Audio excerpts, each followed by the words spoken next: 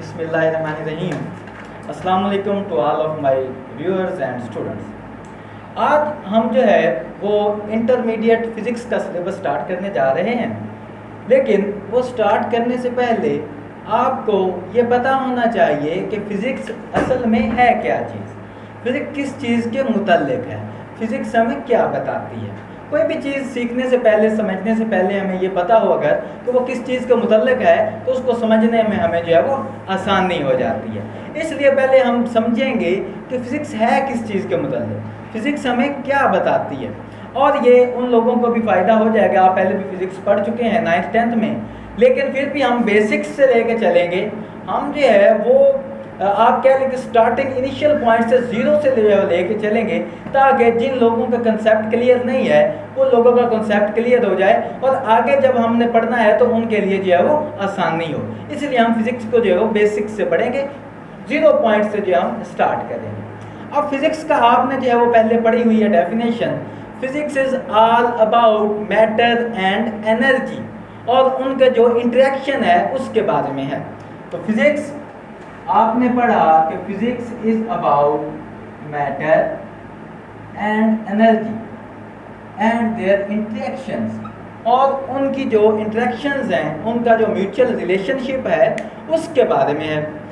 अब हमें ये भी पता होना चाहिए कि मैटर क्या है और एनर्जी क्या है। हमें फिज़िक्स को पढ़ने के लिए इस बात का इल्म होना चाहिए कि मैटर क्या है और एनर्जी क्या है।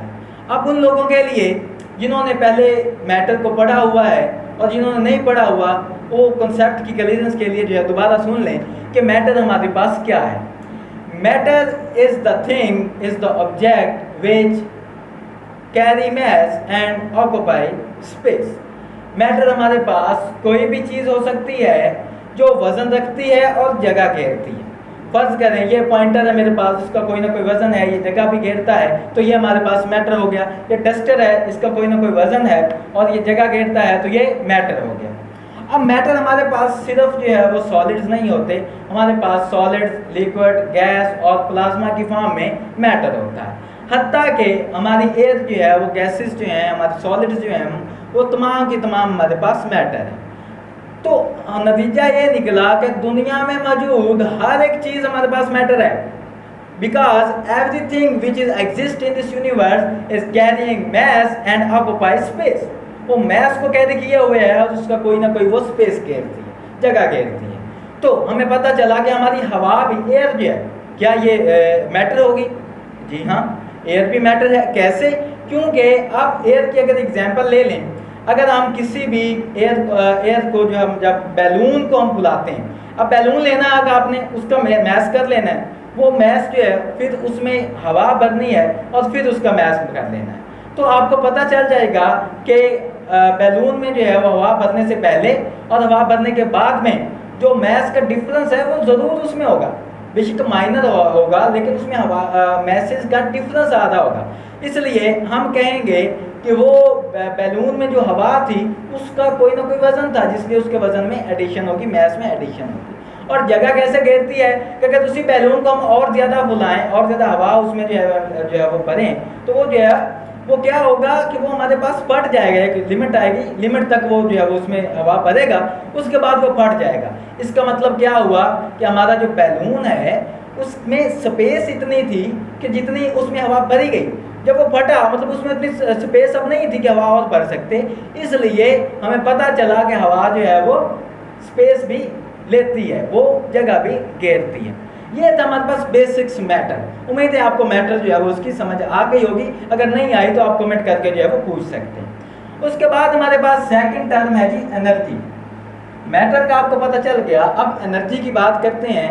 अब एनर्जी क्या है? एनर्जी हम कहते हैं it is the ability of a body to do work. ये किसी भी बॉडी के, जिस्म के काम करने की सलाहियत है। जैसा कि अगर आप किसी जो है वो काफ़ी सेहतमंद आदमी को जो है कहें कि आपने जो है वो 40 किलो का वज़न उठाना है, वेट उठाना है, तो वो तो वेट उठा लेगा। लेकिन अगर आप किसी जो है वो बहुत ही जो है वो वीक से पर्सन को, जो खुद बेचारा मुश्किल से चलता हो, तो उसको अगर आप कहें कि आपने भी 40 किलो का जो है वो वेट उठाना है, तो वो तो वेट नहीं उठा सकेगा बेचारा। क्योंकि उसमें इतनी एबिलिटी नहीं है वो काम के करने की। अब जो हेल्थी पर्सन था उसमें एबिलिटी थी कि वो काम कर सकता था। It has the ability to do work, to carry the weight of 40 kilogram, but a weak person don't have the ability to carry the mass of 40 kilogram. तो हमें पता चलेगा कि अब हम कह सकते हैं कि वो हेल्थी पर्सन में एनर्जी ज़्यादा थी इसलिए उसने वो वेट उठा लिया, और जो वीक पर्सन था उसमें इतनी एनर्जी नहीं थी कि वो वेट को उठा सकता। इसलिए एनर्जी क्या है? एनर्जी हमारे पास किसी भी बॉडी के किसी भी चीज़ के काम करने की सलाहियत है। It is the ability of a body to do work, किसी भी बॉडी के काम करने की सलाहियत है। अब फिजिक्स में हमने दोनों चीज़ें ये पढ़नी है, मैटर एंड एनर्जी, जो हमने जो है वो सीख लिया कि वो क्या होती है।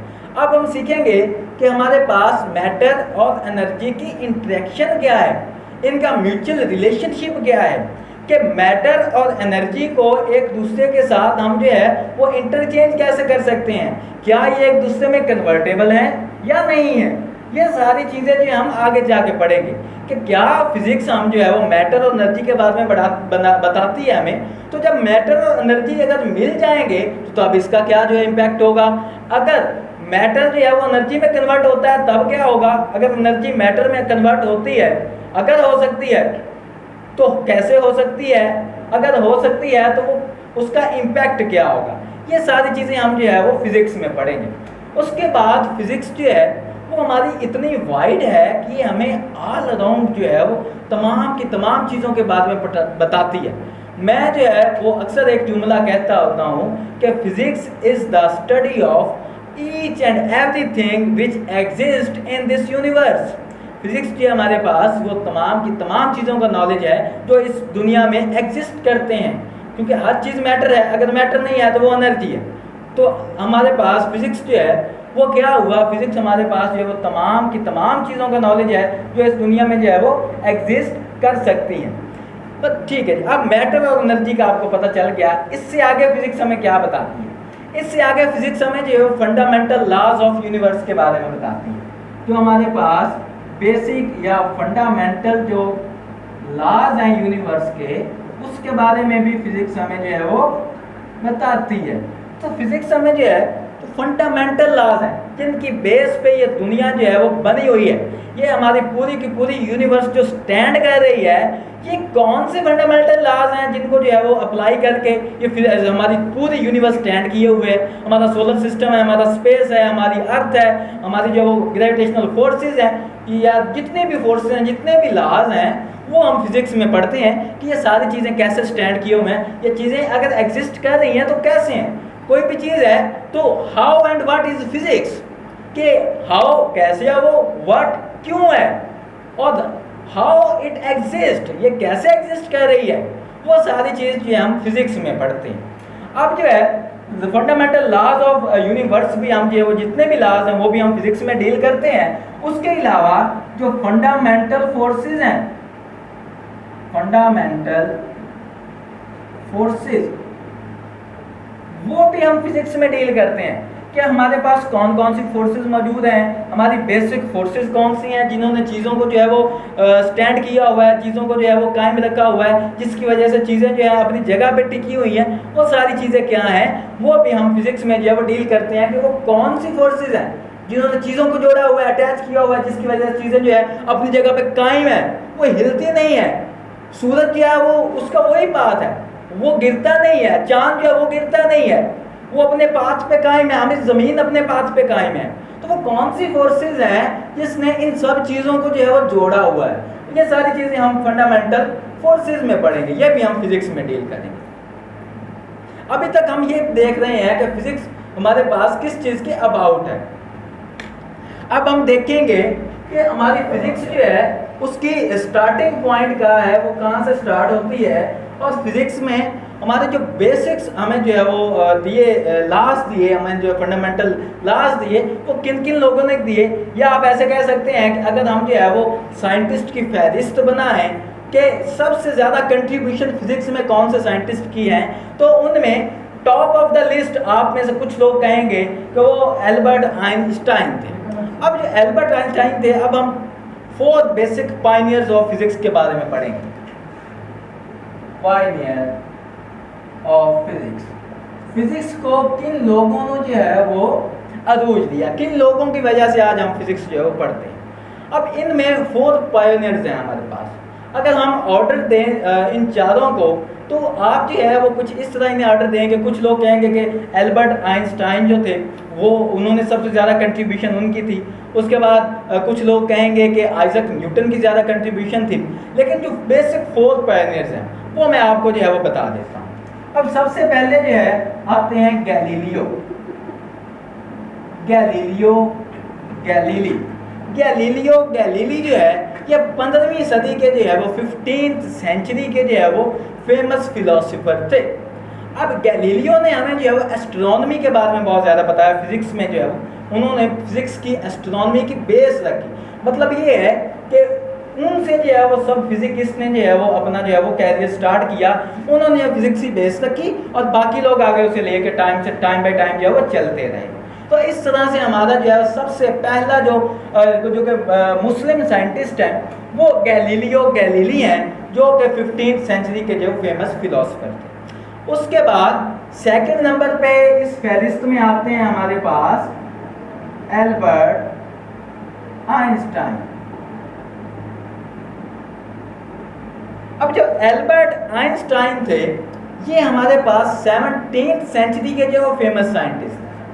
एल्बर्ट आइंस्टाइन ने हमें क्या बताया? एल्बर्ट आइंस्टाइन ने हमें पुत्र सबसे पहले उन्होंने जो है वो जनरल थ्योरी ऑफ रिलेटिविटी दी। उसके बाद उन्होंने जो हमें फोटॉन थ्योरी ऑफ लाइट दी। उसके बाद उन्होंने हमें इनर्शिया के बारे में बताया, ग्रेविटी की एक्सप्लेनेशन की। तो ये सारी चीज़ें जो है हमें आइंस्टाइन ने जो है बताई। उसके बाद इस लिस्ट में थर्ड नंबर मैं दूंगा हमारे पास आइंस्टाइन हो गया, न्यूटन को, आइजक न्यूटन जो थे सर आइजक न्यूटन, ये हमारे पास 18वीं सदी के फेमस साइंटिस्ट थे। इन्होंने जो है हमें क्या कुछ बताया? इन्होंने हमें ग्रेविटी के बारे में बताया, इन्होंने हमें gravitational pull of the earth के बारे में बताया, इन्होंने हमें जो है बेसिक लॉज के बारे में बताया। उसके बाद फोर्थ नंबर मैं इस लिस्ट में दूंगा जेम्स क्लर्क मैक्सवेल। जो जेम्स क्लर्क मैक्सवेल थे,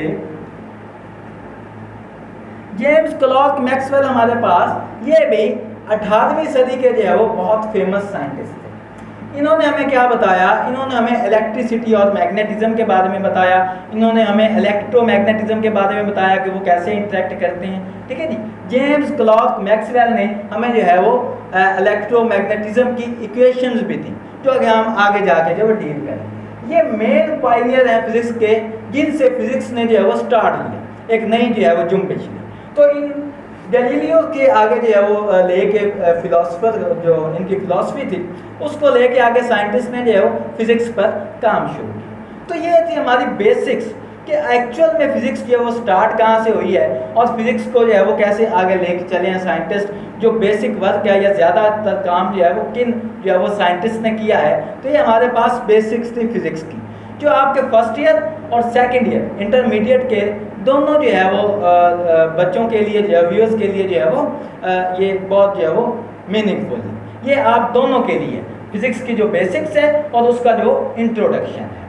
तो उम्मीद है आपको जो है वो सारी बातों जो पता चल गई होंगी कि फिजिक्स क्या है, किस चीज़ के अबाउट है। अगर किसी का कोई भी क्वेश्चन हो, किसी को किसी बात की समझ नहीं आई हो, कुछ पूछना हो, तो आप कमेंट करके जो है वो पूछ सकते हैं।